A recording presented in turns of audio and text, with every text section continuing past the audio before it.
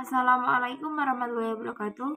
Saya Rabiatul Alvina Adawiyah, NIM 2019-33048, mahasiswa dari PGSD Universitas Muria Kudus dari kelas B. Di sini saya membuat video guna untuk memenuhi tugas mata kuliah Perspektif Global. Nah,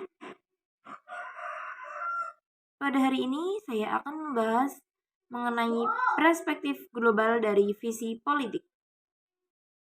Ilmu politik mempelajari negara, tujuan negara, dan lembaga-lembaga yang akan melaksanakan tujuan-tujuan itu. Itu merupakan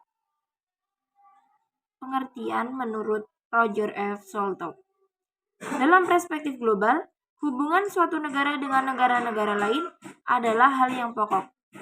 Jenis hubungan antara negara ditinjau dari jangkauannya ada 3 jenis, yaitu regional, internasional, dan juga global. Jenis hubungan regional jangkauannya meliputi antar bangsa atau antar negara di suatu kawasan tetangga, misalnya di kawasan Asia Tenggara. Yang kedua, jenis hubungan internasional jangkauannya yaitu antar bangsa atau antar negara di berbagai belahan dunia.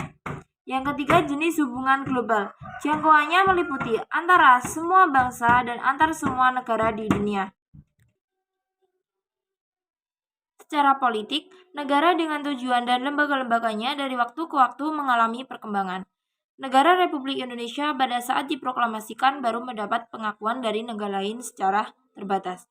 Akibatnya, hubungan dengan negara-negara yang ada di dunia ini juga masih terbatas. Demikian pula mengenai tujuan dan lembaga-lembaga yang menyelenggarakannya juga masih terbatas.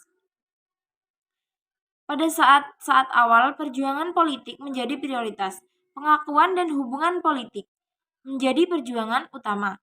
Hal ini tentu saja menjadi modal utama untuk mengembangkan diri lebih jauh di tengah-tengah dunia internasional.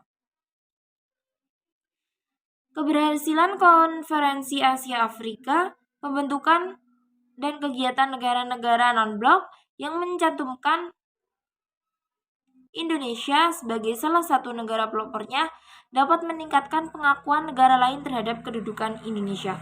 Hal itu semua merupakan perjuangan politik. Kerjasama regional ASEAN dengan terbentuknya negara-negara ASEAN ini juga merupakan tahap lain dalam peraturan politik, termasuk negara-negara adikuasa. Secara global, Indonesia memiliki kedudukan terhormat dalam bidang politik, khususnya sebagai negara non-blok. Pembangunan politik di dunia internasional pada tingkat global telah membuahkan hasil. Nah, dengan berpegang pada politik luar negeri yang bebas aktif, Indonesia terjun ke berbagai kegiatan penyelesaian pertikaian politik seperti di Kamboja, Filipina, Bosnia, Palestina, Israel, dan lain-lain. Kegiatan tersebut lebih meningkatkan kedudukan Indonesia di bidang politik, terutama politik luar negeri. Hal tersebut menjadi landasan kerjasama di bidang ekonomi. Kepercayaan negara lain, termasuk negara adikuasa di bidang politik, lebih membuka jalan kerjasama di bidang ekonomi. Bentuk ekonomi jadi telah dewasa ini, pembangunan Indonesia lebih diberatkan pada ekonomi. Stabilitas kemajuan Indonesia dalam politik, khususnya politik luar negeri, berpengaruh terhadap kondisi global.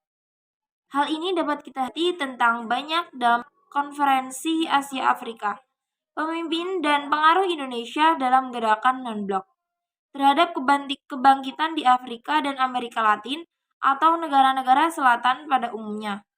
Kebangkitan negara-negara selatan menumbuhkan perhatian negara-negara utara. Negara-negara yang terakhir ini tidak lagi mengabaikan negara-negara. Peranan dan keberhasilan politik negara Indonesia telah bergema secara global, baik di negara-negara selatan maupun di negara-negara utara, termasuk negara adikuasa. Nah, mau tidak mau kenyataan itu berpengaruh terhadap wawasan politik Indonesia. Perspektif global dari perubahan peta politik membawa dampak terhadap berbagai aspek hubungan luar negeri Indonesia. Sekian penjelasan dari saya, semoga bermanfaat. Wassalamualaikum warahmatullahi wabarakatuh.